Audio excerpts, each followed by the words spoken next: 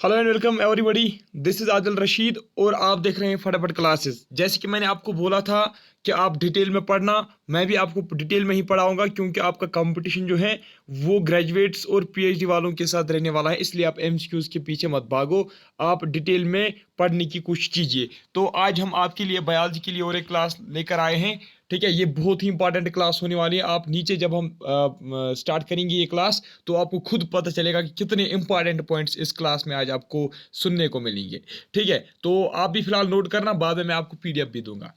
तो देखिए शाबाश, यहाँ पे विटामिन वगैरह जितने भी है ना, सब कुछ आज हम यहाँ पे डिस्कस करने वाले हैं।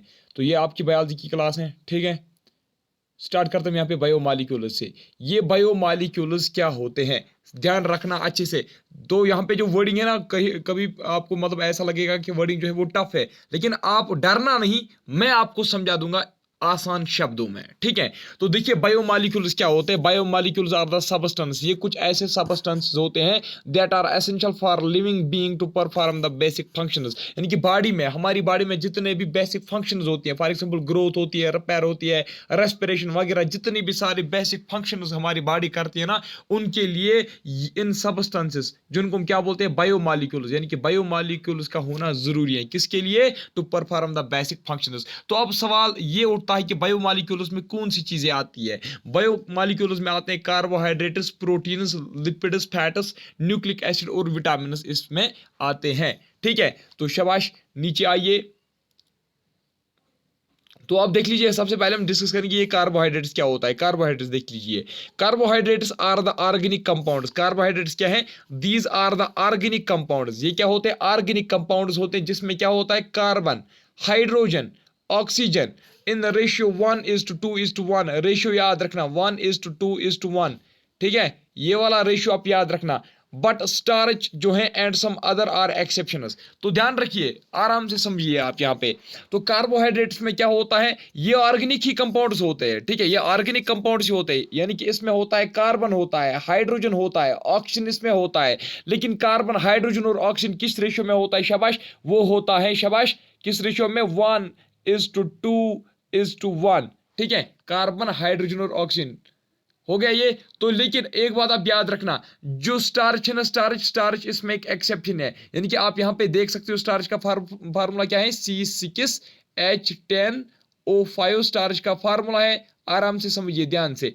तो C6H10O5 यहाँ पे स्टार्च का फार्मूला है। आप यहाँ पे देख सकते हो, यहाँ पे रेशियो क्या आएगा, 1:, यहाँ पे अगर 2 होता रेशियो तो फिर यहाँ पे C6H12 होता। इसीलिए यहाँ पे स्टार्च में क्या है, 10 ही है। इसका मतलब ये इसका एक एक्सेप्शन है। तो इसीलिए जो साइंटिस्ट हैं उन्होंने एक न्यू जो डेफिनेशन है इसकी वो प्रोवाइड की है। तो न्यू डेफिनेशन क्या है कार्बोहाइड्रेट्स की? आपको यहाँ पे पता है क्या याद रखना है, बस इसमें आपको एक ही पॉइंट याद रखना है।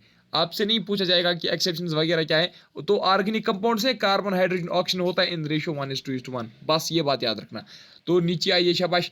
सो अकॉर्डिंग टू मॉडर्न डेफिनेशन क्या है कार्बोहाइड्रेट्स की? तो आप ये चीज आप याद रखना, जो कार्बोहाइड्रेट्स होते हैं दे आर पॉलीहाइड्रोक्सी अल्डिहाइड्स। वो क्या होते हैं, यानी कि वो होते हैं चेन ऑफ अल्डिहाइड्स। ठीक है, उसमें अल्डिहाइड्स होते हैं और कीटोन्स होते हैं, आर दे आर डेरिवेटिव्स। ये जो कार्बोहाइड्रेट्स होते हैं वो क्या होते हैं, शाबाश, they are derivatives of aldehydes या कीटोन्स। ये चीज आप याद रखना। इसमें अल्डिहाइड ग्रुप होता है। अल्डिहाइड ग्रुप आपको पता है ना कौन सा ग्रुप होता है, C+O।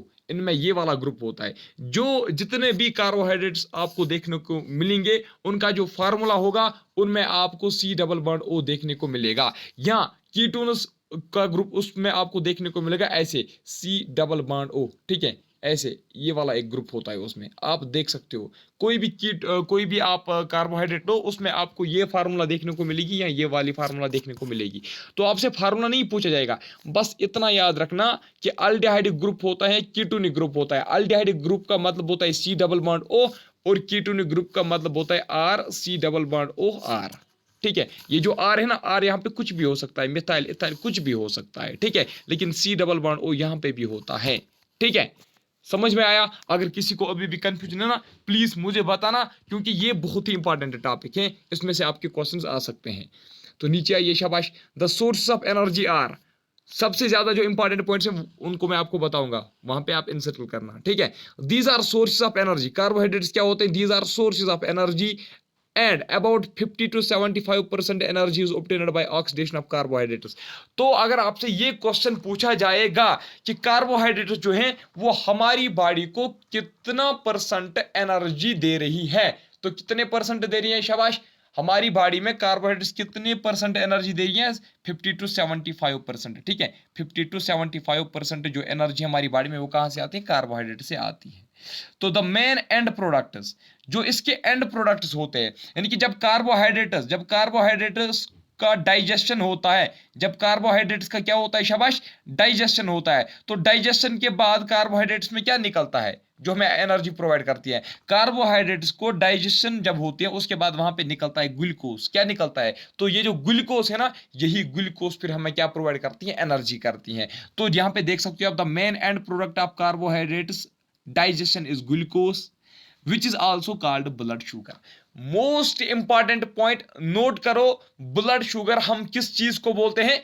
ब्लड शुगर हम बोलते हैं। शाबाश, किसको? ग्लूकोज जो है ना, glucose is known as blood sugar. ठीक है, ग्लूकोज जो आपका है that is known as blood sugar, याद रखना। ठीक है, ब्लड शुगर हम किसको बोलते हैं? ग्लूकोज को बोलते हैं। ठीक है, तो it oxidize to give energy. तो ग्लूकोज को क्या होता है? ग्लूकोज की ऑक्सीडेशन होती है। ठीक है, यानी कि एडिशन ऑफ ऑक्सीजन होता है इन प्रेजेंस ऑफ ऑक्सीजन। इसको क्या होता है? एक रिएक्शन होती है, रिएक्शन होने के बाद वहां से निकलती है एनर्जी। ठीक है, with carbon dioxide and water. तो इसका मतलब है, देखिए C6 जो है ना, एक सेकंड, C6H12O6 पता है किसकी फार्मूला है? नोट करो, पहले ये बात नोट करो, इंपॉर्टेंट पॉइंट है। कोई ये मत बोलेगा कि सर ये फार्मूला तो नहीं पूछ जाएगी, ये तो फार्मूला है, लेकिन ग्लूकोज एक जो है ना, इस एक की फार्मूला आपको याद रखनी है इस चीज की। C6H12O6 इसकी फार्मूला है। तो C6H12O6 के साथ जब इसकी जब ऑक्सीडेशन होती है ना, वहां पे निकलती है एनर्जी। क्या निकलती है? इसकी जब ऑक्सीडेशन होती है, ठीक है, तो वहां पे निकलती है एनर्जी। और याद रखना, कार्बन डाइऑक्साइड भी निकलता है और वाटर भी निकलता है। इस फार्मूला को नोट करो पहले। शाबाश, इस फार्मूला को नोट करो। जो जिसको डिटेल में नहीं पढ़ना होगा, मैंने उनको छूट दें कि वो जा सकते हैं। शाबाश, नीचे आओ आप। तो अब यहां पे देख लीजिए, ब्लड शुगर हम ग्लूकोज को ही बोलते हैं। ठीक है, तो 1 ग्राम ऑफ ग्लूकोज कितना एनर्जी प्रोवाइड करती है? ये क्वेश्चन आपसे प्रीवियस ईयर का जो पेपर है ना, JKSB का, जो 10th लेवल का था, उसमें पूछा गया था। तो 1 ग्राम ग्लूकोज जो है, 1 ग्राम ग्लूकोज जो है वो कितनी एनर्जी प्रोवाइड करती है? 1 ग्राम ग्लूकोज जो है, जब उसकी ऑक्सीडेशन होती है, जब वो डाइजेस्ट होता है, तो वहां पे 17 किलो जूल एनर्जी जनरेट होती है। या अगर आपसे पूछा जाएगा कैलोरीज में अगर ऑप्शन होंगे, तो आपका आंसर होना चाहिए 4.2 कैलोरीज। तो जब 1 ग्राम ग्लूकोज डाइजेस्ट होता है, जब 1 ग्राम ग्लूकोज यूटिलाइज होता है, तो वहां पे कितना एनर्जी जनरेट होती है? कितनी एनर्जी जनरेट होती है? 17 किलो जूल या 4.2 किलो कैलोरीज। तो मैंने आपको इससे पहले भी बोला था, एनर्जी का यूनिट क्या है? शाबाश, जूल इसका यूनिट है, और कैलोरी भी इसका एक दूसरा यूनिट है। तो 17 जूल और 4.2 किलो कैलोरीज आप याद रखना। तो carbohydrates are better fuel as compare to proteins. Carbohydrates are better fuel as compare to proteins and fats as they readily decompose to give energy. क्या बता रहा है यहाँ पे? कार्बोहाइड्रेट जो है वो सबसे अच्छे हैं। ठीक है, क्यों सबसे अच्छे हैं? वो प्रोटीन्स और फैट्स से अच्छे हैं। क्यों अच्छे हैं? क्योंकि कार्बोहाइड्रेट जो है इसकी डाइजेशन एक तो जल्दी होती है। कार्बोहाइड्रेट जो है ना, इसकी डाइजेशन जल्दी होती है। ठीक है, ये एनर्जी जल्दी प्रोवाइड करता है। ठीक है, ये हमें जल्दी एनर्जी प्रोवाइड करता है कोई भी काम करने के लिए, इसलिए इट इज बेटर। ठीक है, और आपने देखा भी 50 to 75% जो है एनर्जी वो कौन प्रोवाइड करता है? यही कार्बोहाइड्रेट्स ही प्रोवाइड करते हैं। तो इसलिए it is better fuel as compare to proteins and fats. Proteins में तो बिल्कुल एनर्जी होती नहीं है, होती है लेकिन बहुत कम होती है एनर्जी। ये बात आप समझना अच्छे से। प्रोटीन आप बोल रहे हो ना, बहुत सारे बच्चे बोल रहे हैं कि सर प्रोटीन जो है they are only used in repairing and healing of our body, या growth for in our body. ठीक है, ग्रोथ होने के लिए प्रोटीन्स की जरूरत है, लेकिन प्रोटीन्स में भी एनर्जी थोड़ी सी होती है। ठीक है, ये मैं आपको अभी नीचे बताऊंगा। तो मेन सोर्सेज क्या है? शाबाश, मेन सोर्सेज क्या है? Main source of carbohydrate are, याद रखना, wheat, maize, rice, potato. Wheat, maize, rice, potato, यानी कि जो आप लंच में खाते हो। ठीक है, वीट, मेज, राइस, पोटैटो जो है ना, राइस, वीट, आप देख सकते हो, वीट का आटा होता है ना, और राइस। वीट और राइस में क्या होता है? शाबाश, याद रखना, कार्बोहाइड्रेट। राइस का सबसे आप ज्यादा याद रखना, राइस, वीट और मेज जो है पोटैटो तो आपको पता ही होगा ऑलरेडी, क्योंकि बचपन से हम पढ़ते आ रहे हैं पोटैटो में कार्ब्स होते हैं। Carbohydrates are also known as carbs, simple में हम इनको कार्ब्स लिखते हैं। कोई बच्चा कंफ्यूज मत होगा, कहीं पे देखेगा कार्ब्स क्या होते हैं तो बोलेगा मैंने पढ़ा नहीं है। कार्ब्स जो है ना, कार्ब्स हम कार्बोहाइड्रेट्स को ही बोलते हैं। तो व्हीट, मेज, राइस, पोटैटो आपने याद रखा, इसमें क्या होता है, कार्बोहाइड्रेट इसमें होता है। तो अब नीचे आइए, शाबाश। Carbohydrates provide energy that act as reserve of food. तो कार्बोहाइड्रेट जो होते हैं ना, carbohydrates provide energy that act as reserve of food. Carbohydrates में क्या होती है, एनर्जी जो होती है वो एक्ट करती है एज रिजर्व ऑफ फूड। मैंने अभी आपको बोला ह्यूमन बींग्स, कल भी मैंने आपको बोला था ह्यूमन बींग्स जो है ना, ह्यूमन बींग्स वो कैसे स्टोर करते हैं energy, in the form of carbs, in the form of carbohydrates और in the form of fats. ठीक है, तो यही बोलता है यहाँ पे, carbohydrates provide energy that act as reserve of food. तो help in synthesis of nucleic acid, DNA RNA आपको याद है ना। तो जो कार्बोहाइड्रेट्स होते हैं they help in the synthesis of nucleic acids and form exoskeleton of animals. और जो ह्यूमन बॉडी का जो स्केलेटन होता है उसको बनने में क्या करती हैं, हेल्प करती हैं। ठीक है, तो ये तो नहीं पूछा जाएगा कहाँ पे मदद करती है, लेकिन ये बात याद रखना है, reserve serve as reserve food. तो excessive intake of carbohydrates results in digestive problems and obesity. तो अगर आप में से कोई क्या करेगा, अगर ज्यादा कार्बोहाइड्रेट्स मतलब क्या खाएगा, ठीक है, अगर ज्यादा कार्बोहाइड्रेट कोई खाएगा, यानी कि वो चीजें खाएगा जिनमें ज्यादा कार्बोहाइड्रेट है, यानी कि ज्यादा राइस खाएगा, ज्यादा व्हीट खाएगा, ज्यादा मेज खाएगा, ज्यादा पोटैटोज खाएगा, तो उसको क्या हो जाएगी, उसको होती है डाइजेस्टिव प्रॉब्लम्स। क्या होती है, शाबाश, एक तो होती है डाइजेस्टिव प्रॉब्लम्स, और ओबिसिटी जो है ना, ओबिसिटी यानी कि मोटापन होता है ना, मतलब फैटस, जिसको मतलब जो साइज होता है वो इंक्रीज होता है, वेट जो होता है वो इंक्रीज होता है, ओबिसिटी उसी चीज को हम बोलते हैं, मोटापा को। ठीक है, मोटापा बोलते हैं ना आप। तो excessive intake of carbohydrates results in digestive problems and obesity. अब प्रोटीन्स क्या होते हैं, आराम से देखना, प्रोटीन्स क्या होते हैं, रुकिए एक सेकेंड। देखिए प्रोटीन्स क्या होते हैं। प्रोटीन्स जो है they are found in all living cells. Protein हर एक लिविंग सेल में होती है। तो these are compounds of carbon, hydrogen, oxygen, nitrogen and sulphur. यहां पे आप क्या देख रहे हो, वहां पे तो अभी आपने देखा था कार्बन, हाइड्रोजन, ऑक्सीजन होता है कहां पे, कार्बोहाइड्रेट्स में। लेकिन प्रोटीन्स में दो चीजें और होती है, एक होता है नाइट्रोजन और दूसरा होता है सल्फर। तो 1 2 3 4 5 चीजें आप याद रखोगे, कार्बन, हाइड्रोजन, ऑक्सीजन, नाइट्रोजन और सल्फर जो है ये किस में होते हैं, ये होते हैं प्रोटीन्स में। आपसे अलग से एक क्वेश्चन पूछा जा सकता है, ध्यान रखो, ध्यान रखना।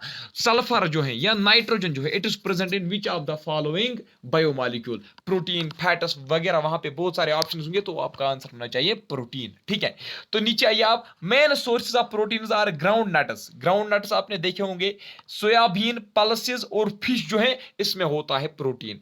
और अगर आपसे अब अलग से क्वेश्चन पूछा जाएगा, पहले ये एग्जांपल्स आपने याद रखी ना, ground nuts, soybean, pulses, fish में क्या होता है, शाबाश, इन चीजों में होता है प्रोटीन। तो अलमोंड वगैरह जो है ना, अलमोंड जो होता है, अलमोंड होता है, ठीक है, ये जितने भी नट्स हैं ना, जितने भी नट्स हैं उनमें ऑलमोस्ट प्रोटीन ही होता है। अलमोंड जो होता है, कैशू नट होता है, ठीक है, कैशू नट के अलावा और आपने क्या देखा होगा, एक सेकंड, हाँ, एग, एग का जो व्हाइट वाला पोर्शन होता है ना, व्हाइट वाला पोर्शन, एग के व्हाइट वाले पोर्शन में मैक्सिमम प्रोटीन्स होते हैं। ठीक है, एग का जो व्हाइट वाला पोर्शन है उसमें प्रोटीन्स होते हैं, और एग का जो योक होता है ना, योक, कोर वाला पोर्शन, येलो वाला पोर्शन जो है उसमें क्या होता है, उसमें होती है फैट। ये बात याद रखना है, एग का जो येलो वाला पोर्शन होता है उसमें होती है फैट, और एग का जो व्हाइट वाला पोर्शन होता है, व्हाइट वाले पोर्शन में होते हैं क्या, अल्बुमिन वगैरह होते हैं, उसमें हर एक प्रोटीन होता है, प्रोटीन उसमें होते हैं। ये बात आप याद रखना।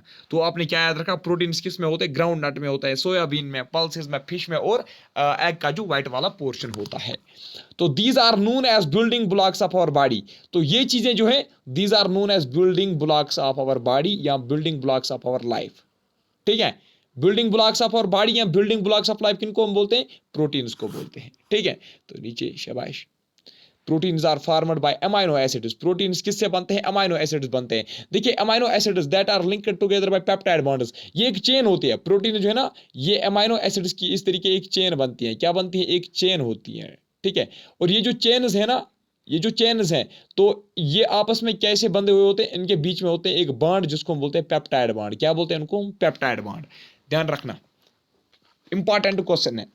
प्रोटीन जो है, प्रोटीन्स किसके बने होते हैं, अमाइनो एसिड्स के। ये मान लीजिए ये अमाइनो एसिड है, क्या ये, शाबाश, ये अमाइनो एसिड है, यहाँ पे जो आप ये देख रहे हो, ये देख रहे हो, और ये मानो अमाइनो एसिड्स हैं। तो ये जो अमाइनो एसिड्स हैं ये आपस में बंधे हुए होते हैं। किस चीज से बंधे होते हैं? एक बॉन्ड से बंधे हुए होते हैं ये। तो उस बॉन्ड को हम क्या बोलते हैं?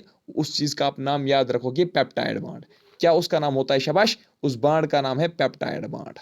आ गया यहां तक समझ में? तो नीचे आइए, there are important, these are important for growth and repair for body. तो वो कौन सी चीज है जो हमारी बॉडी के लिए, हमारी बॉडी की ग्रोथ और रिपेयर के लिए मोस्ट इंपॉर्टेंट है? जब आपको कहीं पे जख्म लगता है ना, जब आपको कहीं पे इंजरीज लगती है ना, इंजरीज अगर लगती हैं तो उसके लिए जो डॉक्टर है ना, वो कौन सा फूड प्रोवाइड उस वक्त करता है? वो कौन सा फूड उस वक्त आपको रिकमेंड करता है? जिसमें ज्यादा प्रोटीन्स होते हैं, जिसमें ज्यादा क्या होते हैं? प्रोटीन्स होते हैं। तो इसीलिए आप यहां पे देख रहे हो, प्रोटीन जो है they are used for growth. एक तो वो ग्रोथ के लिए जरूरी होती है, और दूसरे for the repair of body, यानी कि अगर वाउंड्स वगैरह होंगे उनको हील करने के लिए, उनको ठीक करने के लिए आपको प्रोटीन चाहिए। ठीक है, देखिए बहुत सारे बच्चे क्या करते हैं, बोलते हैं सर पीडीएफ दो, खुद पढ़ेंगे। लेकिन यहाँ पे ऐसे कुछ पॉइंट्स आते हैं मेरे जहन में, जो एक्स्ट्रा पॉइंट्स होते हैं, ये नोट करने चाहिए। ये आप अलग से नोट करना, ठीक है? ये पॉइंट्स आप अलग से नोट करना। कल कोई नहीं बताएगा कि सर एग्जाम में पूछा गया था और हमने नोट नहीं किया था। चलिए, और यहाँ पे मुझे आपसे और एक एग्जाम्पल देनी थी। किसके रिलेटेड? प्रोटीन्स के रिलेटेड और एक एग्जाम्पल। आपसे क्वेश्चन इस तरीके से पूछा जा सकता है कि जो बॉडी बिल्डर्स होते हैं ना, बॉडी बिल्डर्स जो होते हैं, बॉडी बिल्डर्स को मतलब किस चीज की ज्यादा जरूरत पड़ती है? प्रोटीन्स की, कार्बोहाइड्रेट्स की, फैट्स की, या विटामिन्स की? तो आपका जो ऑप्शन है ना, वो होना चाहिए प्रोटीन्स। क्या होना चाहिए? शाबाश, वो होना चाहिए प्रोटीन्स। तो बॉडी बिल्डर्स को प्रोटीन्स की जरूरत होती है। क्यों? क्योंकि मसल्स का जो साइज है वो इंक्रीज करने के लिए, मसल्स का साइज, बॉडी का साइज इंक्रीज करने के लिए, आपने यहां पे देखा ग्रोथ के लिए, मसल्स की ग्रोथ के लिए उनको जरूरी है, उनको क्या खाना चाहिए? प्रोटीन्स। दूसरा क्वेश्चन आपको आता है, एथलीट्स जो है ना, एथलीट्स जो होते हैं, एथलीट्स, ठीक है, तो उनके लिए, उनको कौन सा फूड खाना चाहिए जिस वक्त, यानी कि जिस वक्त उनको सपोर्ट्स में कंटेस्ट करना हो? ठीक है, सपोर्ट्स में कंटेस्ट करने से पहले 2 घंटा या 1 घंटा या 3 घंटे पहले उनको कौन सा फूड लेना चाहिए? फैट्स, कार्ब्स, विटामिन्स, या प्रोटीन्स? आपका आंसर होना चाहिए कार्बोहाइड्रेट्स। ठीक है, कार्बोहाइड्रेट्स। क्यों? क्योंकि कार्बोहाइड्रेट जो है ना, कार्बोहाइड्रेट्स जल्दी एनर्जी प्रोवाइड करेंगे। अगर वो फैट्स वाली चीज खाएंगे उनको टाइम लगेगा डाइजेस्ट होने में, क्योंकि रेडी, इनका जो है ना, एथलीट्स को चाहिए वो एनर्जी जो रेडी होगा। ठीक है, रेडी एनर्जी उनको चाहिए, रेडीमेड एनर्जी उनको चाहिए। तो यानी कि जैसे वो खाएंगे उसी वक्त क्या होना चाहिए? उनको एनर्जी मिलनी चाहिए। इसमें से भी एक आपका मतलब वहां पे ऑप्शन आपको कंफ्यूज कर देते हैं। अगर वहां पे आपका होगा ना ग्लूकोज, अगर वहां पे ग्लूकोज होगा ऑप्शन में, किस वाले क्वेश्चन में? एथलीट्स के बारे में जो मैंने आपको क्वेश्चन बोला, एथलीट्स के बारे में जो ये क्वेश्चन है ना, अगर वहां पे आपके ऑप्शन में ग्लूकोज होगा, ग्लूकोज मोस्ट अप्रोप्रिएट आंसर है। ठीक है, यानी कि ग्लूकोज जो है, ग्लूकोज तैयार ही होता है। ठीक है, उसको बस ऑक्सीडाइज होना पड़ता है और एनर्जी मिलती है।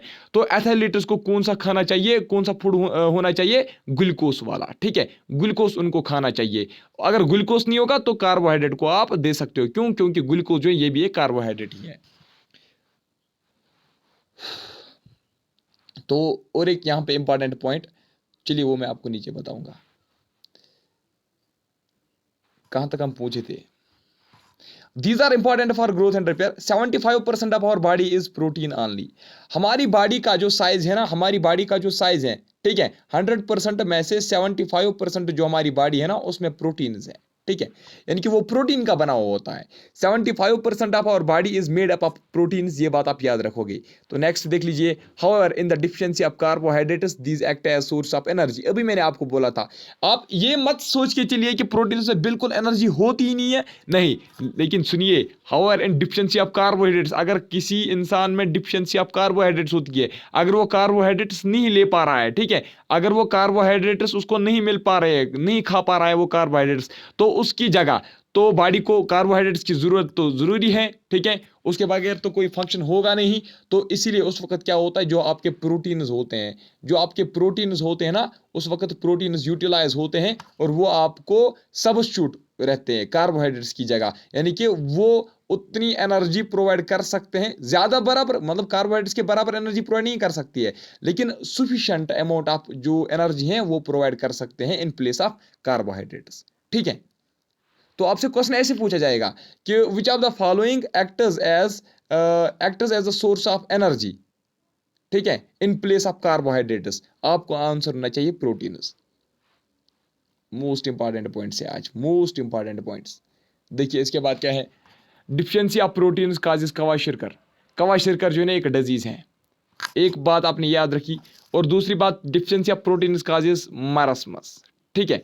दो डिजीजेस आपको जरूरी याद रखने हैं।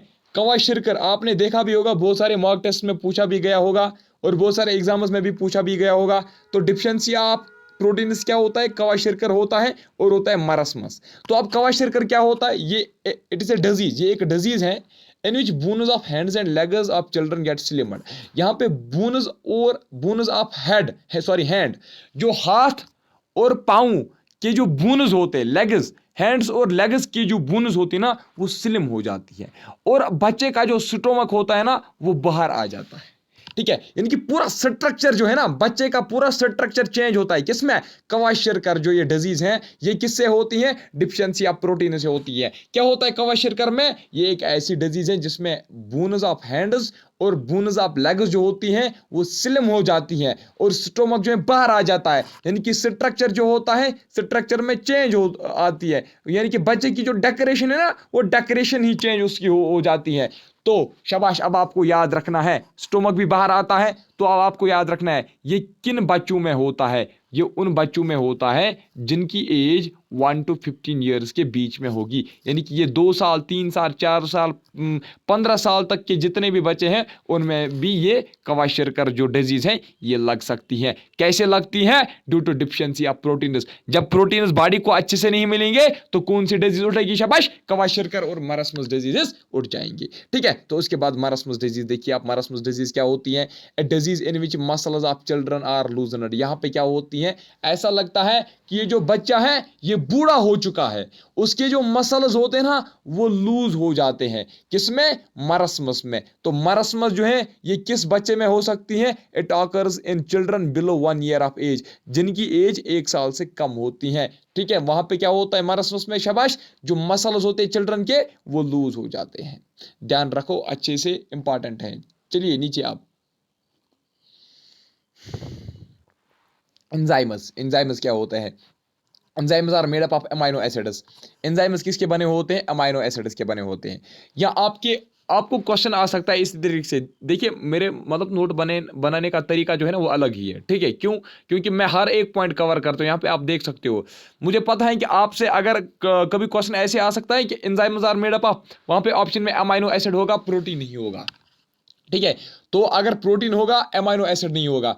तो अगर आपने इनमें से एक ही चीज पढ़ी होगी, protein, enzymes are made up of amino acids या enzymes are made up of proteins, तो दूसरी चीज जो है वो आपको वहां पे कंफ्यूज करेगी, आप बोलोगे सर हमने तो पढ़ा ही नहीं है। तो देखिए एंजाइम्स जो होते हैं ना वो एक्चुअली बने हुए होते हैं किसके, प्रोटीन्स के। एंजाइम्स जो है ना वो प्रोटीन्स के बने हुए होते हैं। लेकिन अब आपने ऊपर अभी देखा, प्रोटीन जो है वो किसके बने हुए होते हैं, वो बने हुए होते हैं अमाइनो एसिड्स के खुद, है ना, अमाइनो एसिड्स के बने हुए होते हैं वो। तो इसीलिए हम ये भी कह सकते हैं कि प्रोटीन जो है they are made up of amino acids. तो याद रखना, अगर वहां पे अमाइनो एसिड्स होगा ऑप्शन तो यही देना, प्रोटीन्स होगा तो यही देना, ठीक है। ज्यादा इसका आंसर जो आएगा वो प्रोटीन से आएगा।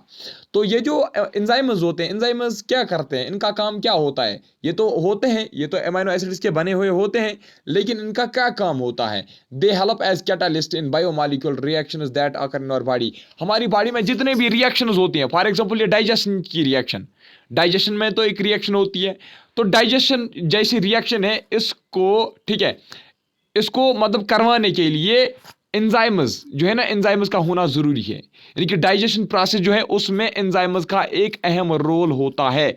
आप अभी देखोगे नीचे फैटस का जो है ना, फैटस को डाइजेस्ट होने के लिए लाइपेस एंजाइम की जरूरत होती है। लाइपेस जो है ना, लाइपेस एक एंजाइम है, ठीक है। सलाइवा जो हमारी माउथ में है वो भी एक एंजाइम होता है, ठीक है, सलाइवा एंजाइम। तो देखिए ये क्या होता है, enzymes these are made up of amino acids के बने हुए होते हैं या प्रोटीन्स के बने हुए होते हैं, लेकिन it serve as a catalyst. Catalyst का मतलब होता है जो रिएक्शन को क्या करेगी, जो रिएक्शन को फास्ट करवाएगी। मैंने आपको प्रीवियस वीडियो में बोला था catalyst are of two types, एक होता है नेगेटिव कैटालिस्ट और दूसरा होता है पॉजिटिव कैटालिस्ट। नेगेटिव कैटालिस्ट का मतलब क्या होता है, जो रिएक्शन को क्या करता है, स्लो करता है। हम कहीं पे ऐसे कुछ रिएक्शंस में इनकी जरूरत पड़ती है, किन की जरूरत, नेगेटिव कैटालिस्ट की। तो कुछ रिएक्शन जो होते हैं उनमें पड़ती है पॉजिटिव कैटालिस्ट की जरूरत। पॉजिटिव कैटालिस्ट में क्या होता है, they enhance, they increase the rate of reaction, वो रिएक्शन को फास्ट करवाते हैं। तो ज्यादातर जो कैटालिस्ट होते हैं ना वो पॉजिटिव कैटालिस्ट होते हैं, ठीक है, यानी कि जो रिएक्शन उसको क्या करते हैं, इंक्रीज करते हैं उनको, उनकी स्पीड को। तो एंजाइम्स क्या होते हैं, ये भी कैटालिस्ट होते हैं जो कहाँ पे एक्ट करते हैं, इन बायोमॉलिक्यूलर रिएक्शंस जो हमारी बॉडी में होते हैं। समझ में आया यहाँ तक? सच बताओ, समझ में आया? कितना मजा आ रहा है इस क्लास में, बताओ। डिटेल में पढ़ने को कितना मजा है ये बताइए मुझे, या आपको एमसीक्यूज ही चाहिए? बहुत सारे बच्चे बोलेंगे सर नहीं सर एमसीक्यूज ही दो। शाबाश। अब देखिए लिपिड्स, लिपिड्स, लिपिड्स या फैट्स, ठीक है। अब आप कंफ्यूज नहीं होना, आप बोलोगे सर ये लिपिड्स क्या होते हैं और फैट्स क्या होते हैं। लिपिड्स और फैट्स जो है ना ये एक ही चीज़ होती है, आप ये मान के चलिए ये एक ही चीज़ होती है। जो मेडिकल स्टूडेंट्स होंगे उनको मैं बताना चाहूँगा, वो मत बोलेंगे कि सर गलत बता रहा है। अगर आप में से कोई याद रखना चाहेगा रखिए, सिंपल एक बात मैं बताऊँगा। देखिए लिपिड्स क्या है, लिपिड्स पता है क्या है, लिपिड्स एक मानो ये एक बड़ा सा ग्रुप है, क्या है, ये एक बड़ा सा ग्रुप है मॉलिक्यूल्स का, ठीक है, ये एक बड़ा सा ग्रुप है मॉलिक्यूल्स का। ये जो ग्रुप है इसमें एक ग्रुप होता है फैट्स का, किसका, फैट्स का। यानी कि इसमें अगर 13 मान लीजिए, अगर इसमें 13 मॉलिक्यूल्स हैं तो उसमें से एक ग्रुप ऐसा भी है जो फैट्स का है। तो लिपिड्स या फैट्स, इसलिए मैंने यहाँ पे एक ही चीज़ लिखी है, ठीक है। तो याद रखना फैट्स और लिपिड्स, फिलहाल आप ये बात याद रखो ये एक ही बात है, ठीक है। आपसे क्वेश्चन नहीं पूछे जाएंगे कि डिफरेंस क्या है, ठीक है। तो चलिए लिपिड्स क्या होते हैं, these are also compounds of carbon, hydrogen and oxygen, यानी कि इसमें भी CHO होते हैं, ठीक है, लिपिड्स या फैट्स में। तो chemically these are esters of glycerol and fatty acids. बस ये जो है ना ये फैक्ट आप ऐसे याद रखोगे, ये वाला जो फैक्ट है ना, लिपिड्स या फैट जो होते हैं ना ये होते हैं एस्टर्स, क्या होते हैं, esters of fat, esters of glycerol and fatty acids. आपसे क्वेश्चन ऐसे आएगा कि जो फैटस होते हैं, fats are esters of dash dash, वहां पे ग्लाइसरॉल आपका ऑप्शन होगा या फैटी एसिड होगा। तो आपको लेकिन यहाँ पे दोनों याद रखने हैं, ठीक है, ग्लाइसरॉल के भी होते हैं और फैटी एसिड के भी होते हैं। अब ग्लाइसरॉल क्या होता है, ग्लाइसरॉल पता क्या होता है, ये भी एक कंपाउंड होता है। ग्लाइसरॉल होते हैं वो कंपाउंड जिनमें OH ग्रुप देखने को मिलता है, इसको हम बोलते हैं हाइड्रोक्सल ग्रुप। क्या बोलते हैं, हाइड्रोक्सल ग्रुप, ठीक है, जिनमें हाइड्रोक्सल ग्रुप होते हैं ना उन कंपाउंड्स को बोलते हैं ग्लाइसरॉल। तो लेकिन अब आपको जरूरी नहीं पता, ये नहीं मतलब याद नहीं रखना है कि हाइड्रोक्सल क्या होता है, अल्कोहलिक ग्रुप क्या होता है, ठीक है, कीटोनिक ग्रुप क्या होता है। आपको, आप थोड़ी यहाँ पे केमिस्ट्री पढ़ रहे हो या कोई डिटेल में कोई मतलब 11th का टॉपिक पढ़ रहे हो या 12th का टॉपिक पढ़ रहे हो। आपको बस इतना याद रखना है कि ये एस्टर्स होते हैं, किसके एस्टर्स होते हैं, शाबाश। एस्टर्स का मतलब होता है कि डिराइव्ड कंपाउंड्स होते हैं, डिराइव्ड कंपाउंड्स होते हैं किसके, OH ग्रुप के, ठीक है, OH ग्रुप के ये डिराइव्ड कंपाउंड्स होते हैं। तो अब आपको मैंने पहले ही बोला आपको ज़्यादा डिटेल में जाने की ज़रूरत नहीं है, जितना मैं आपको बताऊंगा आप उतना ही याद रखो, ठीक है। तो कोई ये मत बताएगा सर को शायद पता नहीं है तो इसलिए नहीं बता रहा है, क्योंकि अब मैं आपको अगर बताऊंगा एस्टर्स क्या होते हैं, अल्कोहल्स क्या होते हैं, अल्डिहाइड्स क्या होते हैं, कीटोन्स क्या होते हैं, फिर तो आप कंफ्यूज हो जाओगे।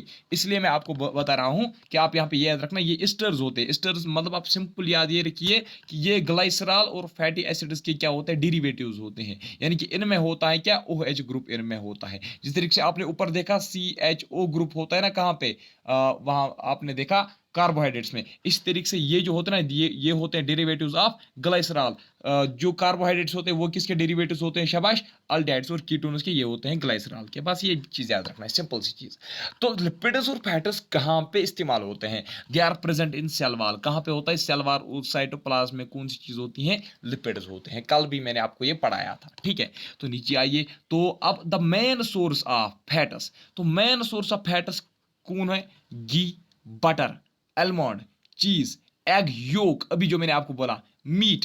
तो ये क्या है, these are the main, these are the basic sources of fats. ये चीज आप याद रखना, ठीक है, इसको भूलना नहीं आप। योक, एग योक, शाबाश, और क्या मैंने आपको बोला, घी, बटर, आलमंड चीज, ये चीजें आप याद रखना। तो the fats are digested by enzyme called lipase. अभी मैंने आपको बोला एंजाइम्स क्या होते हैं, शाबाश, चेन ऑफ प्रोटीन्स होता है, या हम कहेंगे चेन ऑफ अमाइनो एसिड्स होता है, ठीक है। तो एंजाइम्स भी किसके बने हुए होते हैं, प्रोटीन्स के ही बने हुए होते हैं। तो fats are digested by enzyme, fats जो है वो किस एंजाइम से डाइजेस्ट होता है, फैट्स को कौन सा एंजाइम डाइजेस्ट करता है, शाबाश, लाइपेज। लाइपेस याद रखना, कहां पे डाइजेस्ट करता है, शाबाश, स्मॉल इंटेस्टाइन में। कहां पे होता है लाइपेस, शाबाश, स्मॉल इंटेस्टाइन में होता है लाइपेस। याद रखना, आपसे क्वेश्चन ऐसे पूछा जाता है, हाँ, नीट में पिछली बार क्वेश्चन आया था, ये नीट में आया था, लेकिन आप ये बोलोगे सर नीट के क्वेश्चन तो नहीं पूछे जाएंगे, लेकिन ये सिंपल क्वेश्चन है, ठीक है, कंसेप्चुअल क्वेश्चन है। तो आपसे ऐसे पूछा जाएगा कि फैट्स जो है वो कहां पे डाइजेस्ट होते हैं, फैट्स कहां पे डाइजेस्ट होते हैं, small intestine, large intestine, stomach या माउथ। तो आप ये चीज याद रखना, आप ये चीज याद रखना कि जो फैट्स की जो डाइजेशन है ना वो कहां पे होती है, वो स्मॉल इंटेस्टाइन में होती है। और दूसरा क्वेश्चन मुझे याद आया, इंपॉर्टेंट क्वेश्चन, अगर आपसे पूछा जाएगा डाइजेशन ऑफ फूड जो है, डाइजेशन ऑफ फूड कहां पे स्टार्ट होती है, digestion of food, important points हैं, डाइजेशन ऑफ फूड कहां पे स्टार्ट होती है, माउथ में, ईसोफेगस में, या स्टोमक में, या स्मॉल इंटेस्टाइन में। तो डाइजेशन ऑफ फूड जो है कहां पे स्टार्ट होता है, याद रखना, जैसे आप मुंह में कोई भी चीज डाल रहे हो ना, खाने की कोई भी चीज जैसे आप मुंह में डाल रहे हो ना, जैसे आप कोई भी फूड मुंह में डाल रहे हो, तो जैसे आप मुंह में उसको डाल रहे हो, मुंह में ही उसकी जो डाइजेशन जो है ना प्रोसेस, डाइजेशन प्रोसेस जो है वो मुंह में डालने से ही वो शुरू होती है। क्यों मुंह में डालने से ही क्यों शुरू होती है, क्योंकि आपके मुंह में होता है सलाइवा, क्या होता है, सलाइवा, ठीक है। तो सलाइवा जब उसके साथ मिक्स होता है, यही से आपकी डाइजेशन प्रोसेस स्टार्ट होती है। नीचे देखिए, इसके बाद इंपॉर्टेंट यहाँ पे विटामिन आप देख सकते हो, विटामिन जो है ना, विटामिन इंपॉर्टेंट है। यहाँ पे मैंने आज बहुत ही मेहनत की है इस वीडियो पे आपके लिए। तो देखिए, वैसे भी हम करते हैं, लेकिन आज ज़्यादा टाइम लगी है बनाने में। देखिए, if fats are in liquid state, अगर फैट्स लिक्विड स्टेट में होंगे, किस टेम्परेचर पे, 20 डिग्री सेल्सियस पे। देखिए 20 डिग्री का जो सेल्सियस है ना, 20 डिग्री सेल्सियस का जो ये टेम्परेचर है ना, इस पे क्या होता है, जो आपका फैट होता है ना वो सॉलिड स्टेट में होता है। किस स्टेट में होता है, शाबाश, सॉलिड स्टेट में होता है। यानी कि फैट्स जो होते हैं वो 20 डिग्री सेल्सियस पे सॉलिड स्टेट में होते हैं। लेकिन अब अगर ये फैट्स 20 डिग्री सेल्सियस पे लिक्विड स्टेट में होगा, तो आप उस वक्त उसको क्या बोलोगे, इट्स एन ऑयल। आप उस वक्त उसको आप नाम फैटस नहीं दोगे, आप उस वक्त उसका नाम ऑयल रखोगे, ठीक है। यानी कि वो फैटस जो 20 डिग्री सेल्सियस पे लिक्विड स्टेट में एग्जिस्ट होते हैं, उनको हम बोलते हैं ऑयल्स। वो फैटस जो 20 डिग्री सेल्सियस पे लिक्विड स्टेट में एग्जिस्ट होते हैं, उनको हम बोलते हैं ऑयल्स, ठीक है यहां तक। तो नीचे शाबाश, excess of saturated fats raises the level of blood cholesterol and may cause arteriosclerosis. This may lead to the heart attack. Important है, इंपॉर्टेंट, वेरी वेरी इंपॉर्टेंट है। आर्टेरियोस्क्लेरोसिस आपको पता है क्या होता है, सबसे पहले आप ये सुन लीजिए, आर्टेरियोस्क्लेरोसिस क्या होता है। इसमें क्या होती है, इसमें जो फैट होता है ना, फैट, ये मानो आपकी ब्लड कैपिलरी है, ठीक है, आपके ब्लड वेसल्स हैं, आपके ब्लड वेसल्स के अंदर क्या होता है, फैट का एक लेयर चढ़ता है। क्या चढ़ता है, फैट का एक लेयर चढ़ता है। जब यहां से फिर ब्लड फ्लो होता है ना, ब्लड को क्या मिलती है, ऑब्स्ट्रक्शंस मिलती है, यानी कि ब्लड इजीली फ्लो नहीं होता है। कभी कभार ऐसा होता है कि आपका जो ये पूरा वेसल है ना, ये ब्लॉक होती है। तो इसीलिए यहां पे आप देख सकते हो, if excess of saturated fats raises level of blood cholesterol. तो ब्लड में कोलेस्ट्रॉल लेवल जो है ना वो ज्यादा होती है। क्या होती है, ब्लड कोलेस्ट्रॉल लेवल। याद रखना, ब्लड कोलेस्ट्रॉल लेवल ज्यादा कैसे होती है, जब आप ज्यादा फैट्स क्या करते हो, जब आप ज्यादा फैट्स डाइजेस्ट करते हो, ठीक है। ज्यादा फैट्स जब आप खाने में लेते हो, तो आपका ब्लड कोलेस्ट्रॉल जो लेवल है वो इंक्रीज हो सकता है, और आप में हो सकती है आर्टेरियोस्क्लेरोसिस। आर्टेरियोस्क्लेरोसिस में क्या होता है, ये जो फिर कोलेस्ट्रॉल लेवल इंक्रीज होने से ये आपके इस ब्लड वेसल के अंदर लेयर चढ़ती है, और ब्लड को इजीली फ्लो होने में दिक्कत आती है। तो इसका मतलब है आपको हार्ट अटैक भी आ सकता है। क्यों हार्ट अटैक आ सकता है, क्योंकि जब ये जो आपका ब्लड है ये तो हार्ट तक पहुंचेगा ही नहीं, ये तो यहीं पे ब्लॉक हो चुकी है वेसल, आपका ब्लड आगे नहीं जाएगा, आपका हार्ट अटैक हो सकता है। ऊपर वाला बचाए उससे हर एक को। चलिए नीचे आप देख लीजिए, these provide twice the energy than that from carbohydrates। याद रखना, जबरदस्त इंपॉर्टेंट क्वेश्चन है। तो देखिए ऐसी बात नहीं है, मैंने अभी आपको बोला कार्बोहाइड्रेट्स मतलब ठीक ठाक है हर एक इंसान के लिए, ठीक है, क्योंकि रेडी सोर्स ऑफ एनर्जी होता है इसमें, ठीक है, जैसे ये खाते हैं मतलब कम टाइम लगता है डाइजेस्ट होने में, एनर्जी प्रोवाइड करने में। तो अब यहाँ पे एक बात आप याद रखना, फैट्स जो है ना, fats provide twice the energy than that from carbohydrates. अगर आपके कार्बोहाइड्रेट्स मतलब 10 जूल देंगे, ठीक है, अगर आपके कार्बोहाइड्रेट जो है वो 10 जूल की एनर्जी देंगे, तो इसका मतलब है जो है जो आपके फैट्स होंगे ना, फैट्स आपको 20 जूल प्रोवाइड करेंगे। अगर आपका 10 ग्राम का कार्बोहाइड्रेट आपने खाया तो उसने 10 जूल आपको एनर्जी दी। इसी तरीके से अगर आप 10 ग्राम का फैट्स खाओगे ना तो वो आपको 20 जूल का एनर्जी देगी। क्यों? क्योंकि it provides twice the energy than that from carbohydrates. तो these prevent the loss of heat from body. Which of the following prevent the loss of heat from body? Important है, encircle करो। Which of the following prevent loss of heat from the body? Fats, vitamin, proteins या क्या इनको बोलते हैं carbohydrates. आपका answer होना चाहिए फैट्स, ठीक है। फैट जो है it protects us from losing the heat from our body. शाबाश। if fat is in excess, the body gets fatty and results in several heart diseases and high blood pressure। यानी कि अगर आप ज्यादा फैट लोगे तो आपकी बॉडी जो है वो फैटी बन जाएगी और सिविरल हार्ट डिजीज जो है ना वो अटैक करेगी। हार्ट डिजीज ज्यादा अटैक करती हैं और हाई बीपी होता है, हाई ब्लड प्रेशर होता है। ये बात भी याद रखना है, फैटी वाले जो इंसान होते हैं ना उनमें ज्यादा बीपी होता है, ब्लड प्रेशर ज्यादा होता है। अब एक सेकंड मुझे आप थोड़ा सा रेस्ट दीजिए, एक सेकंड। देखिए अब विटामिन मोस्ट इंपॉर्टेंट यही है, क्योंकि इसमें आपका टेबल नीचे आएगा, वो आपको याद रखना होगा। इंपॉर्टेंट उसमें क्या है वो मैं आपको बता दूंगा। विटामिन क्या होता है? It was first discovered by F.G. Hopkin.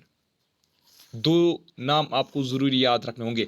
मैंने आपको ये मत बोला फैट्स किसने डिस्कवर किए, मैंने आपको ये चीज़ मत बोला कार्बोहाइड्रेट्स किसने डिस्कवर किए, वो चीज़ मैंने नोट्स में मत मेंशन किया है। लेकिन ये एक बात आपको याद रखनी है, ये जो दोनों नाम है ना, ज़्यादातर आपको इसका नाम सी फंक का नाम आपको याद रखना है। सी फंक जो है ना, इसका नाम आपको याद रखना पड़ेगा, सी फंक का, ठीक है। मैंने आपको किसी भी मतलब ऊपर जितने भी पढ़े हमने, जितने भी बायोमॉलिक्यूल्स पढ़े, उनका जो डिस्कवरर था उसका नाम मैंने किसी का भी नहीं बोला, क्योंकि इंपॉर्टेंट नहीं है। तो लेकिन यहाँ पे मैं आपको बता रहा हूँ, ये दो नाम याद रखना, क्योंकि ये जो है ना सी फंक जो है ना, इसका ऑलरेडी क्वेश्चन पूछा जाता है हर एक एग्जाम में।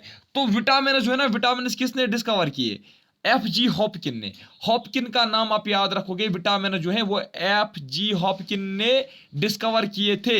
लेकिन जो टर्म विटामिन है, आपको ये क्वेश्चन आता है, जो टर्म विटामिन है वो किसने कॉइन की थी? आपका आंसर होना चाहिए सी फंक। क्या? सी फंक जो है, सी फंक कॉइनड द टर्म विटामिन। अब दूसरी बात है, अगर आपको क्वेश्चन ऐसा आया, वहां पे अगर ऑप्शन में ये लिखा गया होगा, क्वेश्चन ऐसे आएगा, विच of the following discovered vitamins, तो अगर वहां पे F.G. फंक का ऑप्शन नहीं होगा, सॉरी F.G. हॉपकिन का ऑप्शन नहीं होगा, तो आप वहां पे F.C.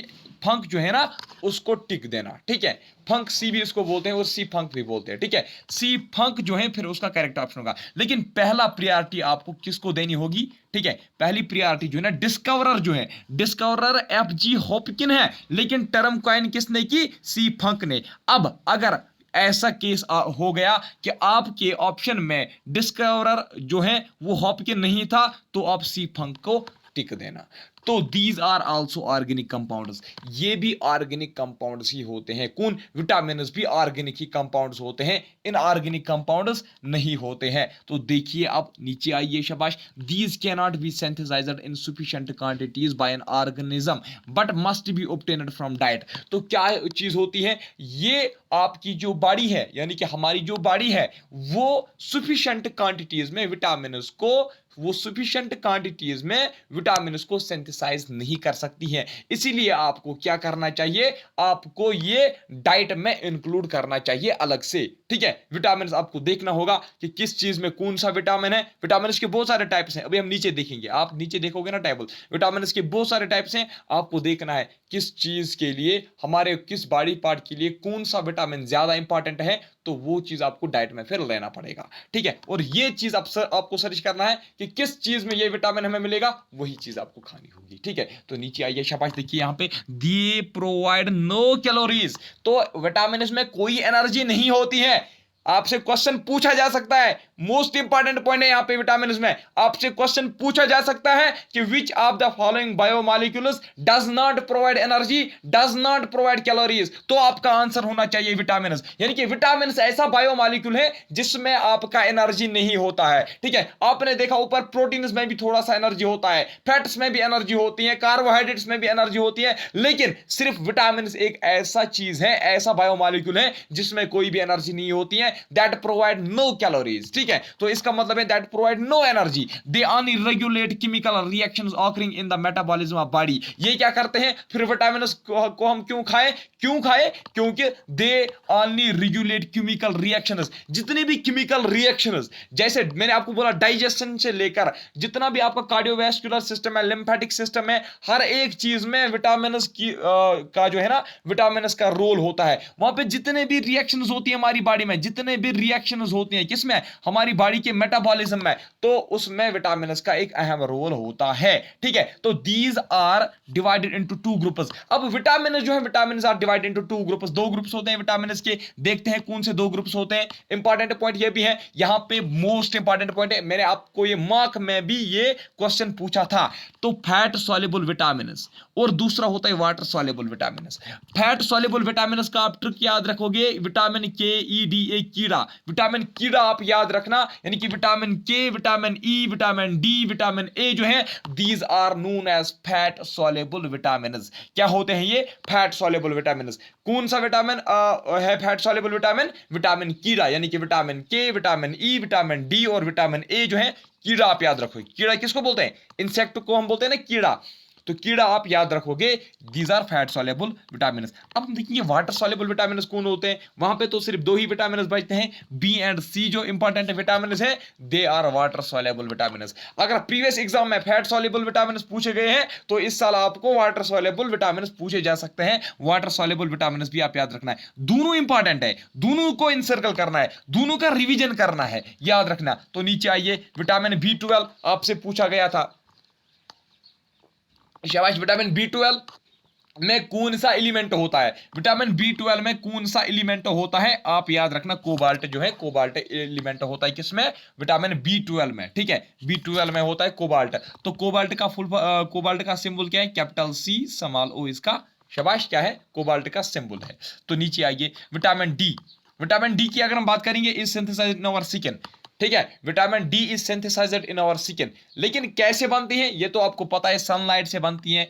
लेकिन सनलाइट में ऐसा कौन सी चीज होती है जिससे हमारी स्किन में फिर रिएक्शंस होकर विटामिन डी का सिंथेसिस होता है? तो याद रखना, यूवी रेज जब हमारी स्किन के साथ कांटेक्ट में आता है, उसके बाद हमारी जो स्किन है वो ऐसे कुछ मतलब केमिकल्स वगैरह सिक्रेट करती हैं, जिससे विटामिन डी फिर सिंथेसाइज होता है। यूवी रेज का यहाँ पे आप ध्यान रखना, यूवी रेज होती हैं ये। ठीक है, तो vitamin K synthesized in our colon by bacteria. Vitamin K कहाँ पे सिंथेसाइज होता है हमारी बॉडी में? विटामिन के भी हमारी बॉडी सिंथेसाइज करती है। याद रखना, विटामिन डी, विटामिन के जो है ना, these are synthesized by our body.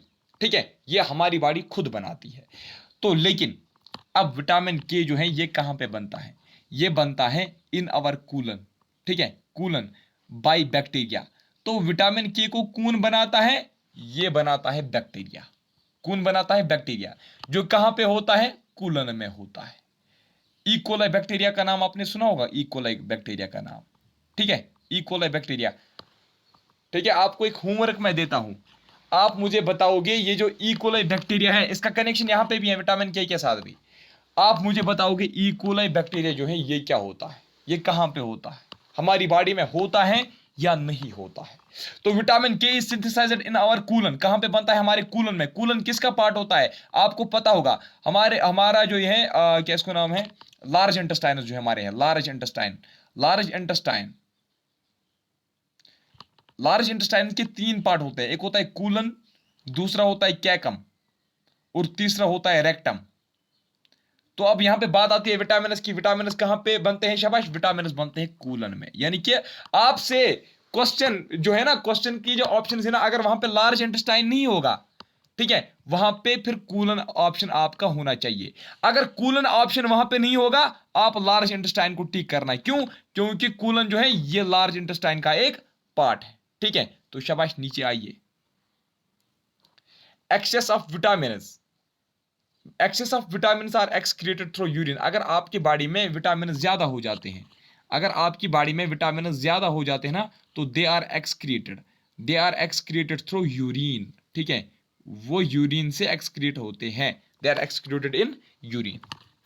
तो आप ध्यान रखना, बहुत इंपॉर्टेंट है। नीचे एक तो इंपॉर्टेंट पॉइंट्स मैंने अलग रखे हैं, और टेबल का समझना, टेबल को आप अच्छे से समझना। चलिए देखिए, शाबाश, vitamin they are deficiency disease and sources. तो यहां से हम देखेंगे विटामिन, एक तो विटामिन का नाम यहाँ पे है, और डिफिशियंसी डिजीज का नाम, और सोर्सेज का नाम। यानी कि अगर ये विटामिन नहीं होगा तो इससे कौन सी बीमारी लग सकती है। ठीक है, तो अगर ये विटामिन है, ये विटामिन हमें किस फूड में मिलेगा, वो चीज़ भी आपको यहाँ पे दिया गया है। सबसे ज़्यादा इंपॉर्टेंट केमिकल नेम, मैंने आपको JKSP अडा पर ये करवाए भी थे, इसके बारे में कुछ MCQs, सारे नहीं करवाए थे लेकिन MCQs करवाए थे। आपने बोला था उस वक्त MCQs करवाओ, लेकिन मुझे पता थी डिटेल में पढ़ने की जो है ज़रूरत पड़ेगी आपको। ठीक है, क्योंकि कंपटीशन तो PhD वालों के साथ हैं, ग्रेजुएट वालों के साथ हैं, ये तो जाहिर सी बात है। ये सारी चीज़ें जो है ना, ये उनने ऑलरेडी पढ़ी हुई होगी, तो आप अब पढ़ रहे हो। ठीक है, क्यों? क्योंकि आप तब तक MCQs के पीछे भाग रहे थे। ठीक है, कोई बात नहीं। तो चलिए, विटामिन ए जो है, सबसे पहले आप ध्यान रखना, विटामिन ए का जो केमिकल नेम है दैट इज रेटिनॉल। ठीक है, रेटिनॉल या कैरोटीनॉइड्स हम किसको बोलते हैं? विटामिन ए को बोलते हैं। ध्यान रखना आप, पहले हम केमिकल नेम ही देखेंगे, पहले हम केमिकल नेम ही देखेंगे। ठीक है, ये चीज़ जो है ना, इस चीज़ को आप भूल जाओ फिलहाल। ये जो डिफिशियंसी डिजीज यहाँ पे लिखी गई है ना, या बाकी चीज़ें लिखी गई हैं, इनको आप फिलहाल भूल जाओ। ठीक है, फिलहाल आप इस चीज़ को भूल जाओ। देखिए यहाँ पे सबसे पहले विटामिन ए जो है इट्स नोन एज रेटिनॉल या कैरोटीनॉइड। ठीक है, तो नीचे जब हम आएंगे, विटामिन डी जो है, vitamin D is known as calciferol. हर एक जो विटामिन है ना, इसका जो केमिकल नेम है ना, आपको याद रखना है। ठीक है, विटामिन ई जो है it's also known as tocopherol या टोकोट्राइइनॉलस। ठीक है, टोको यह है टोकोट्राइइनॉलस। ठीक है, टोकोट्राइइनॉलस। तो टोकोफेरॉलस ज़्यादा याद रखना। ठीक है, क्योंकि टोकोफेरॉलस ही आपसे पूछा जाता है। तो विटामिन के की अगर हम बात करेंगे, that is known as phylloquinone, vitamin K phylloquinone. तो vitamin B1 is known as thiamine, vitamin B12 is known as riboflavin. Important है, मोस्ट इंपॉर्टेंट है। ठीक है, तो vitamin B3 is known as niacin and nicotinic acid. Vitamin B5 is known as शाबाश pantothenic acid. तो vitamin B6 is known as pyridoxine. Vitamin B7 is known as शाबाश biotin. Vitamin B9, यहाँ पे vitamin B9 जो है याद रखना, is known as folic acid या फोलिनिक एसिड। ठीक है, vitamin B12 is known as शाबाश सयानोबिलामिन। ठीक है, सयानोकोबिलामिन है। ठीक है, सयानोकोबिलामिन कंटेन्स कोबाल्ट, इसलिए उसका नाम कोबिलामिन भी पड़ा है। तो vitamin C most important ascorbic acid, हम इसी चीज को बोलते हैं। ठीक है, हो गया यहाँ तक। आप देख लीजिए, रिपीट मैं करूंगा, रिपीट एक सेकंड इसी तरीके से आप रुकिए। Vitamin A retinol, vitamin D calciferol, vitamin E tocopherol, vitamin K phylloquinone, vitamin B1 thiamine, vitamin B2 riboflavin, vitamin B3 niacin या nicotinic acid, vitamin B5 pantothenic acid, vitamin B6 pyridoxine, vitamin B7 biotin, vitamin B9 folic acid या folinic acid, vitamin B12 cyanocobalamin, vitamin C ascorbic acid. अब इसमें से सबसे ज्यादा important कौन है? इसको नोट करो नोट। आप पहले नोट करो, विटामिन C लिखो विटामिन C। शाबाश, विटामिन C लिखो, विटामिन C लिखो। विटामिन C के बाद आप लिखो विटामिन B9, B9 के बाद आप याद रखो B2। ज्यादा जो इंपॉर्टेंट है, याद हर एक आपको करना है। ठीक है, याद आपको हर एक करना है। विटामिन के भी याद रखो, विटामिन ई भी याद रखो, विटामिन डी भी याद रखो, विटामिन ए भी याद रखो। ठीक है, ये ज्यादा इंपॉर्टेंट है, इन पे ज्यादा फोकस आप करोगे। ठीक है, ये जो विटामिन है ना, इन पे आप ज्यादा फोकस करोगे। ठीक है, यहां तक। तो देखिए अब हम देखेंगे विटामिन ए केमिकल नेम हमने देखा ना, अब हम देखेंगे इसकी डिफिशियंसी डिजीज। ठीक है, डिफिशियंसी डिजीज यानी कि अगर विटामिन ए हम नहीं खाएंगे, अगर हम ये सारी विटामिन नहीं खाएंगे तो कौन सी बीमारियां लग सकती हैं, ये चीज हम देखेंगे पहले। ठीक है, पहले हम अब ये चीज देखेंगे। देखिए विटामिन ए की अगर हम बात करेंगे, विटामिन ए, चलिए विटामिन ए अगर हम फूड में नहीं लेंगे, अगर हम हमारे डाइट में विटामिन ए नहीं होगा, अगर उसकी डिफिशियंसी होगी या अगर हम लेंगे भी बहुत कम लेंगे तो उससे हो सकती है नाइट ब्लाइंडनेस। क्या हो सकती है? Night blindness. ठीक है, तो ये एक डिजीज आप याद रखना, बस एक डिजीज जो है ना काफी है, ये एक डिजीज इसमें काफी है। अब आप बोलोगे सर ये पूछे जाएंगे क्या? मैं बोल रहा हूँ कि नहीं पूछे जाएंगे। ठीक है, तो शाबाश। उसके बाद विटामिन डी की अगर हम बात करेंगे ना, दोनों आप याद रखना। रिकेटस, रिकेटस सबसे ज्यादा याद रखोगे। ऑस्टियो मलेशिया जो है ना, ये भी याद रखोगे, क्योंकि ऑस्टियो जो है ना, ऑस्टियो मलेशिया जो है ना, ये भी एक बून का एक डिजीज है। क्योंकि ऑस्टियो जो है ना, ऑस्टियो मींस बून, ऑस्टियो जहां पे भी आपको देखने को मिलेगा ना, आप समझना कि ये बून के रिलेटेड है। तो ऑस्टियो मलेशिया जो है ना, ऑस्टियो मलेशिया भी बून के रिलेटेड है। तो विटामिन डी जो है ना, यानी कि विटामिन डी जो है ये बूनस के लिए बहुत ही इंपॉर्टेंट है। आप ये समझ रहे हो। रिकेटस में भी क्या होता है? बूनस का ही जो बैंड वगैरह होता है। ठीक, तो विटामिन डी जो है रिकेट्स और ऑस्टियो मलेशिया आप दोनों याद रखना। तो विटामिन ई की अगर हम बात करेंगे, हाँ मोस्ट इंपॉर्टेंट है, मैंने आपसे ये पूछा भी था उस मॉक टेस्ट में। विटामिन ई में क्या होता है? इनफर्टिलिटी। तो इनफर्टिलिटी जो ह्यूमन बींग्स की होती है, ठीक है, एक होता है फर्टिलिटी, दूसरा होता है इनफर्टिलिटी। रिप्रोडक्शन के हिसाब से आप अगर देखा जाए तो विटामिन ई जो है it causes infertility. Vitamin E को खाने से नहीं होता है, विटामिन ई की डिफिशियंसी डिजीज से होता है। यानी कि अगर आप विटामिन ई नहीं खाओगे तब जाके आपको इनफर्टिलिटी हो सकती है। तो विटामिन के देख लीजिए, विटामिन के अगर आपकी बॉडी में नहीं होगा तो वहां पे हो सकती है non clotting of blood.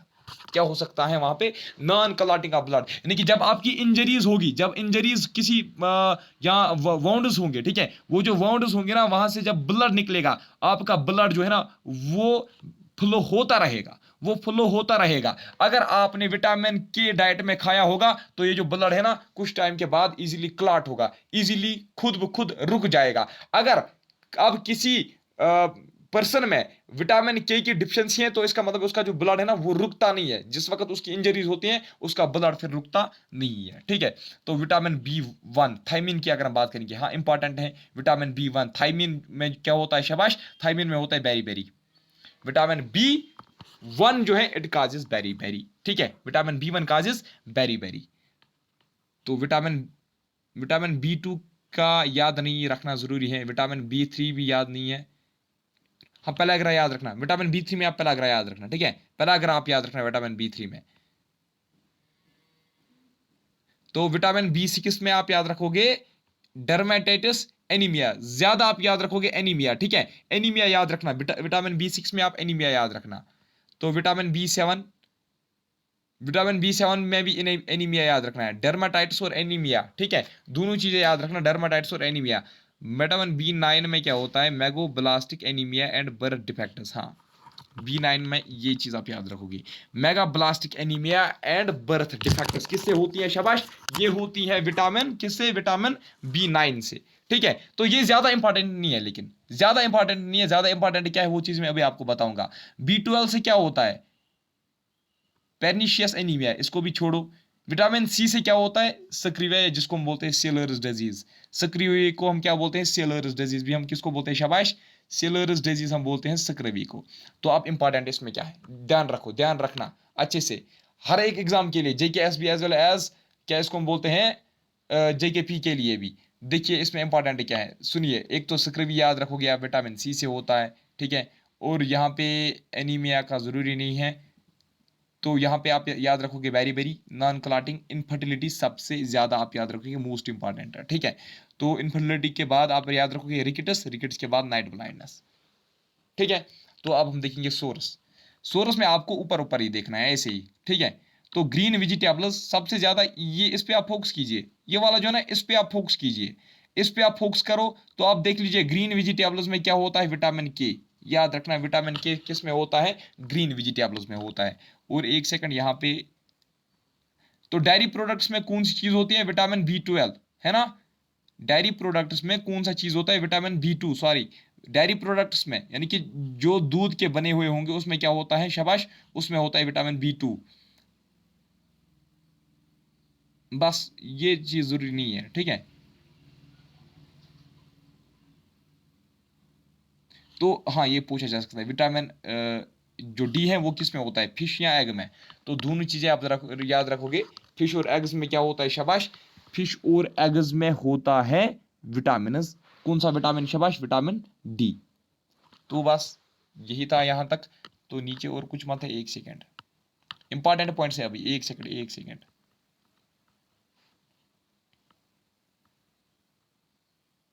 Important points note करना, ठीक है।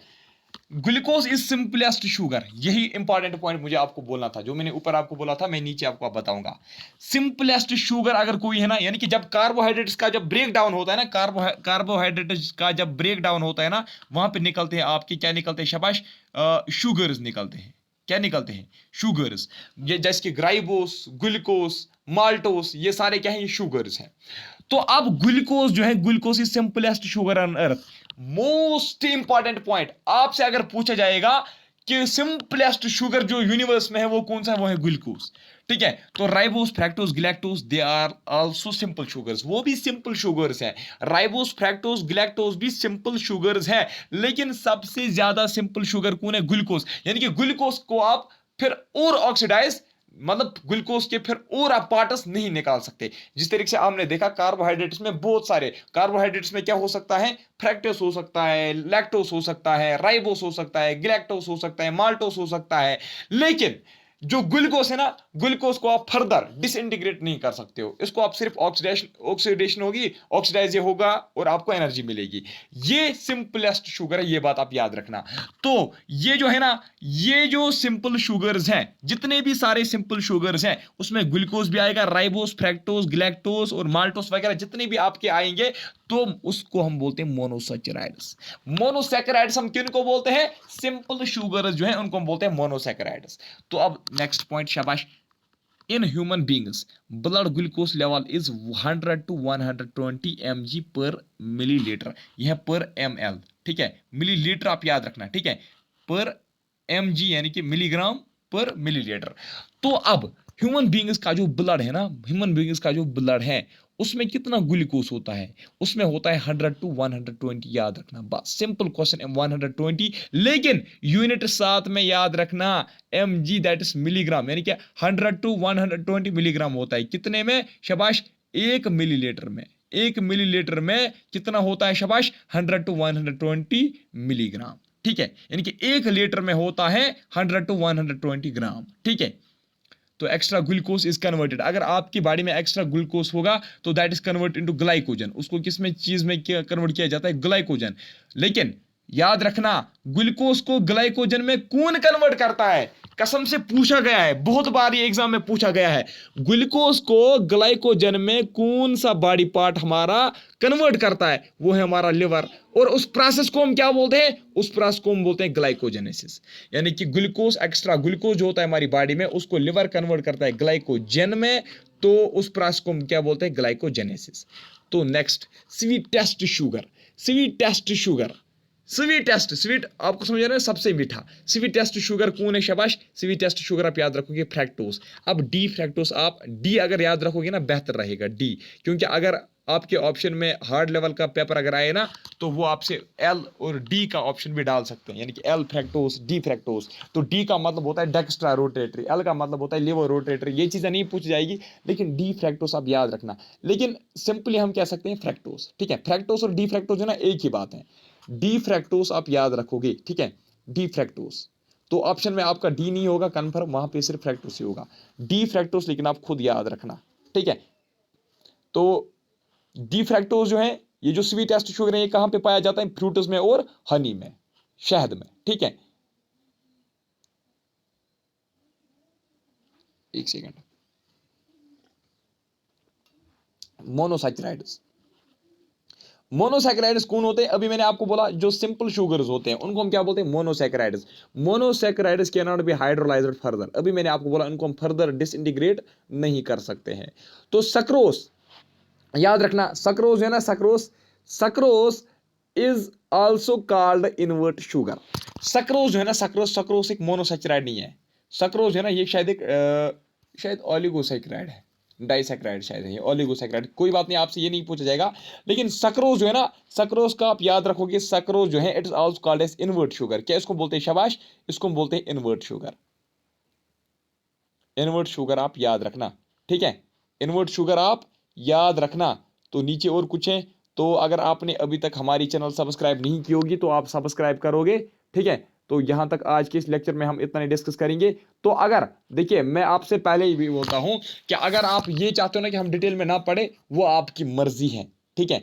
मेरे यहाँ पे अगर 5 ही बच्चों की सिलेक्शन होगी ना, मेरे लिए वही काफी है, ठीक है। क्योंकि मुझे पता है जो एमसीक्यूज के पीछे भाग रहे हैं ना, जो एमसीक्यूज के अगर वो 5000 एमसीक्यूज भी करेंगे, 5000 एमसीक्यूज भी करेंगे, अगर डिटेल में नहीं पढ़ा होगा, किसी काम के वो एमसीक्यूज नहीं आएंगे।